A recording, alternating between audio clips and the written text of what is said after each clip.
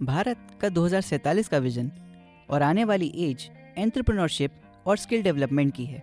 भारत अब एक developing nation की ओर बढ़ता जा रहा है, जहां इनोवेशंस और उसके साथ एंटरप्रेन्योरशिप एक इम्पॉर्टेंट पार्ट है। और ऐसे ही एक भारतीय संस्थान जिसका नाम है नेक्टार यानी North East Centre for Technology Application and Reach, एक ऐसी बॉडी है जो Department of Science and Tech Government of India के अंडर आता है। नेक्टार का रोल उभरते हुए साइंटिस्ट एंटरप्रेन्योर्स को अपने बनाए आविष्कारों और आइडियाज़ को पब्लिक वेलफेयर के लिए बेहतर यूज़ करने का एक मौका देना है। आज के इस एपिसोड में हमारे साथ जुड़ रहे हैं टेक्निकल एडवाइज़र नेक्टार के कृष्ण कुमार सर। आज इनसे जानेंगे एक एडवाइज़र के तौर पर क्या कार्य होते हैं और नेक्टार एज अ होल किन अपॉर्चुनिटीज़ में इनोवेटर्स की हेल्प करता है। सबसे पहले जानेंगे सर के बारे में। मेरा नाम कृष्णा कुमार है। मैं एडवाइज़र टेक्निकल हूँ north East Centre for Technology Application and reach, जो कि DST का ऑटोनोमस बॉडी है।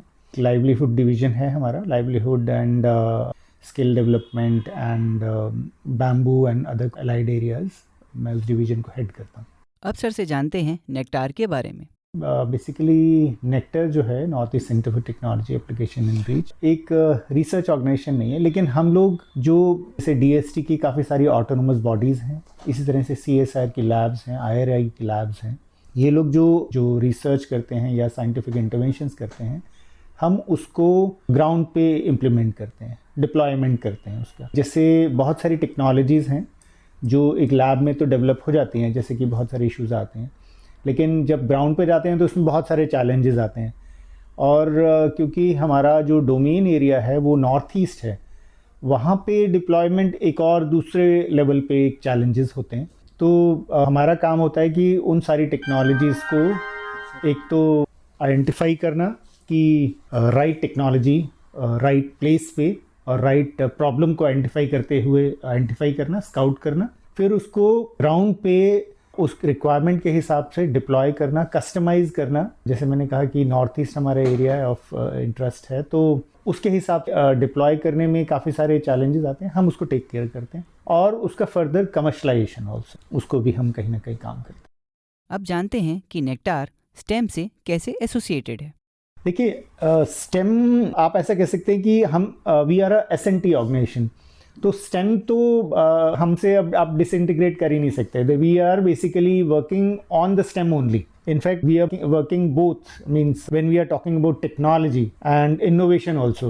So that means basically all the SNT component that includes science, technology, engineering and mathematics. When these labs are working, they are in any case associated with STEM. Of course, we are directly related to that, but apart from that also, we have already opened one STEM lab also in our headquarters in Shillong, where we are giving training to school as well as college teachers.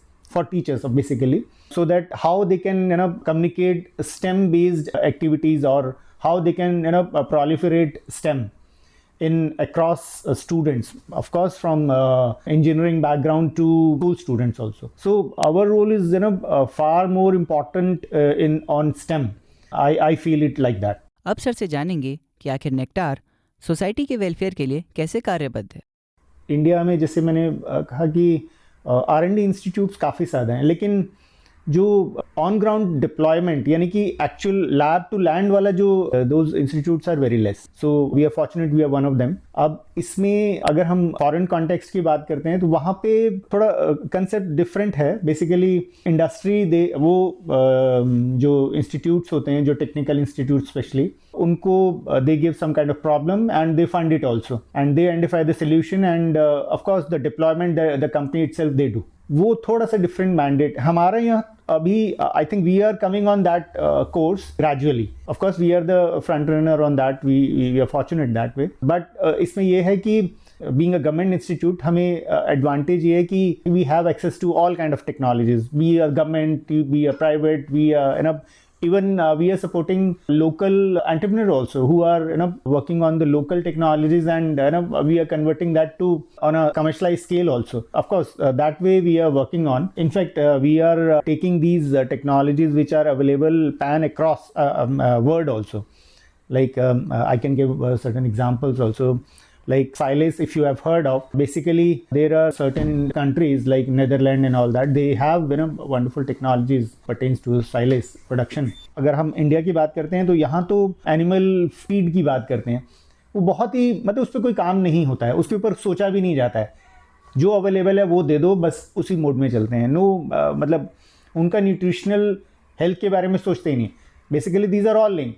अगर आप उनके बारे में नहीं सोचेंगे तो वो and of the day आप उनके प्रोडक्ट्स को ही कंज्यूम कर रहे हैं, वो आपको ही अफेक्ट करता है. तो शायद हम बिल्कुल अगर पास्ट में चले जाएं, इंडियन कॉन्टेक्स्ट में चले जाएं, तो वहाँ तो ये सब सोचा जाता था, लेकिन शायद due to various reasons now we have not thought of for maybe few decades, we can say that way. लेकिन अभी हम लोग उसके ऊपर काफ़ी अच्छा काम कर रहे हैं, and we are trying to bring that technology in India. But उसमें भी फिर वही जैसे हम बात कर रहे थे कि उसमें चैलेंजेस होते हैं कि उनके कॉन्टेक्स्ट में वो ठीक है, लेकिन हमारे कॉन्टेक्स्ट में उसमें काफ़ी सारे कस्टमाइजेशन करने की जरूरत है. तो we are already working with the industry and they are customising the technology as per our requirement, making it in a cost which is acceptable and sustainable.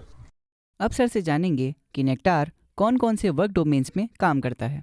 अगर हम नेक्टर की बात करते हैं, हम सभी वर्क डोमेन्स में काम करते हैं, लेकिन क्योंकि नॉर्थ ईस्ट में काम करते हैं, और नॉर्थ ईस्ट में आपको जैसा पता ही है कि raw material availability and that too world class quality. जैसे हम फूड बेस्ड प्रोडक्ट की बात करते हैं, स्पाइसेस की बात करें, हर्ब्स की बात करें, मतलब रेयर हर्ब्स की भी बात करें, तो world class is not available anywhere. सबसे बड़ा इशू क्या है कि एक तो उसका प्रॉपर साइंटिफिक हार्वेस्टिंग नहीं है, साइंटिफिक उसका जो प्लांटेशन नहीं है. अगर हम ऑर्गेनिक की बात करते हैं तो ऑर्गेनिक वो मिडवे तो होता है, लेकिन वो ओरिजिन के ऊपर हम बात नहीं करते हैं. तो कर रहे हैं लेकिन साइंटिफिकली नहीं कर रहे हैं, वो वाली इश्यूज काफ़ी जगह हैं. तो हमारा रोल उसमें काफ़ी बढ़ जाता है. तो हम लोग बेसिकली इसको एक साइंटिफिक टेम्परामेंट में लेके लोगों को लेके आ रहे हैं. जैसे मैं एग्जांपल देता हूँ, in fact there are certain examples. Ministry of DoNER का कुछ एक एक्सटर्नल प्रोजेक्ट, अब उसमें क्या है कि जैसे हम करीब 30,000 फार्मर्स को ऑर्गेनिकली सर्टिफाई कर रहे हैं. अब बहुत जगह तो ऐसा है कि वो लोग ऑलरेडी ऑर्गेनिकली कर रहे हैं, लेकिन वही है कि एक तो साइंटिफिक इंटरवेंशन नहीं है. वो ठीक है, वो कर तो रहे हैं, एक तो उसका कोई प्रूफ नहीं है, एक उसका कोई सर्टिफिकेशन नहीं है. तो अगर आप मार्केट में लेके भी जाएंगे, एक तो लुक एंड फील कुछ नहीं होता है, और अगर वो होता भी है तो वो सर्टिफिकेशन नहीं है. आप कर भले ही ऑर्गेनिक, लेकिन जब तक सर्टिफिकेशन नहीं होगा, नोबडी रेडी टू पे फॉर इट. और फिर वो राइट मार्केट कनेक्ट नहीं है. अभी तक कुछ समय पहले तक नॉर्थ ईस्ट में एक सबसे बड़ा चैलेंज रहा है, अभी भी कुछ जगह है लेकिन इम्प्रूव हो रहा है, इंफ्रास्ट्रक्चर. मतलब रोड कनेक्टिविटी या रेल कनेक्टिविटी कहीं कहीं जगह तो थी ही नहीं. अभी तो कनेक्टिविटी काफ़ी अच्छी हो रही है. तो जो एक सप्लाई चेन का जो गैप है, ट्रांसपोर्टेशन, रॉ मटेरियल है लेकिन वो ट्रांसपोर्टेशन के लिए कुछ है ही नहीं आपके पास, या है तो वो इतना ज़्यादा कॉस्टली है कि वो चीज़ें वहीं ख़राब ही हो जाती हैं. रादर कोई एग्रीगेशन सेंटर्स नहीं है. जैसे अभी गवर्नमेंट पुश कर रही है कि उसमें कोल्ड स्टोरेज होना चाहिए या स्टोरेज कैपेसिटी डेवलप करना चाहिए, उसके बारे में कभी सोचा ही नहीं गया. और नॉर्थ ईस्ट में जैसा आप जानते हैं कि लैंड होल्डिंग्स बहुत छोटी हैं, मतलब फार्मर जो बहुत छोटे हैं, आधा एकड़, 1 एकड़, 2 एकड़, बस ऐसे इतने पे ख़त्म हो जाता है. अब इतने छोटे में भले ही आप वर्ल्ड क्लास प्रोडक्ट भी बनाएंगे, लेकिन जब तक वो सस्टेनेबिलिटी नहीं होगी उसकी, तो कौन लेने आएगा उसको. एक ट्रक लोड नहीं बनेगा तो कोई लेने नहीं आता है, और लेने आएगा तो इतना कॉस्ट हो जाती है कि फिर वो कम्पीट ही नहीं कर पाती है बाहर. तो वो सारे चैलेंजेस अभी कहीं मीट आउट. अब इसमें हमारा रोल काफ़ी अच्छा बढ़ जाता है.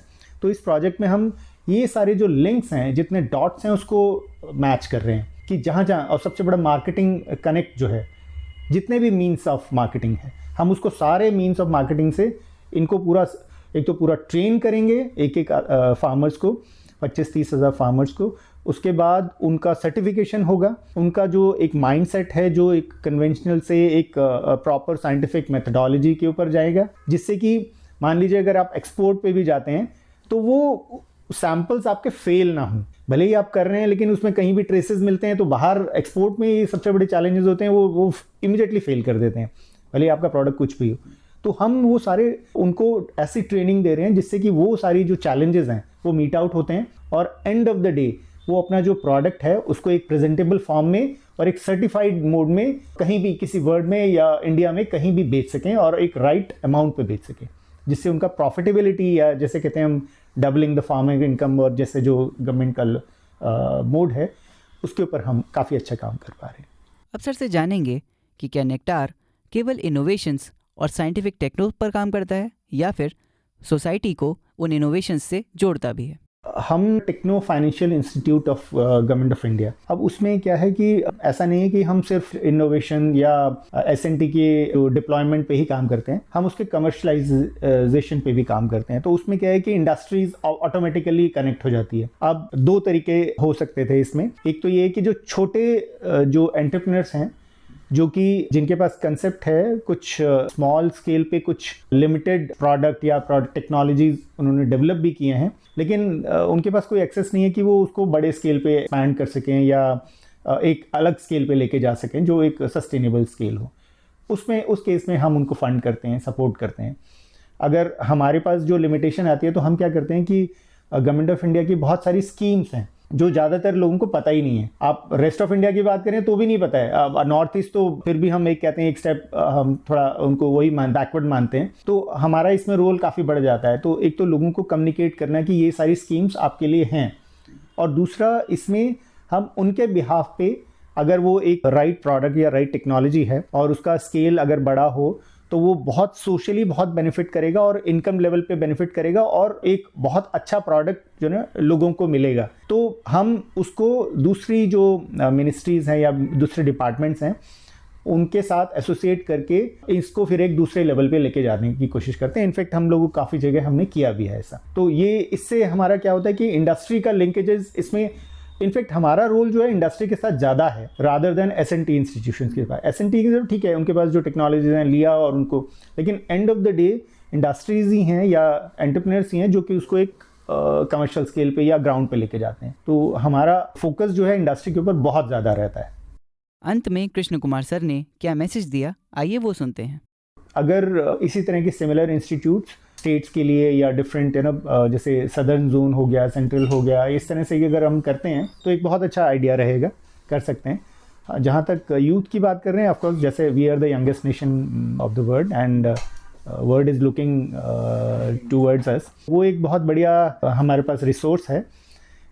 यूथ जैसे हमारे पास, जैसे मैंने कहा कि बहुत सारी स्कीम्स अवेलेबल होती हैं, बहुत सारी गवर्नमेंट बहुत सारा कुछ रेडी है देने के लिए, लेकिन उसमें कुछ क्राइटेरियाज होते हैं। तो अगर यूथ अपने आप को रेडी करता है, जैसे इनोवेशन के ऊपर हम बहुत सपोर्ट भी करते हैं स्टार्टअप्स वगैरह को और इनोवेटर्स को, छोटे इनोवेटर्स को, तो अगर उसमें अगर यूथ सिर्फ जॉब ओरिएंटेड ना होके अगर थोड़ा अपने आप को स्किल और एंटरप्रेन्योरशिप के ऊपर लेके जाता है, तो गवर्नमेंट ऑफ इंडिया की तरफ से बहुत सारे सपोर्ट हैं और बहुत जल्दी वो एक नेक्स्ट लेवल पे, बजाय मतलब rather job seeker they can be a job giver, ऐसे रोल पे आ सकते हैं। हमारे पास ये पोटेंशियल, आप जिस तरह से एक्सपेंशन हमारे स्टार्टअप्स का और जो नंबर ऑफ इनोवेटर्स का अगर आप वो देखें, नंबर्स देखें, तो we are very fast growing economy as well as country in that.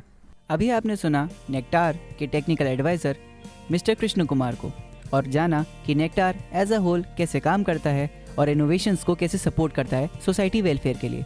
हम उम्मीद करते हैं आपको आज का कार्यक्रम बहुत पसंद आया होगा। नमस्कार।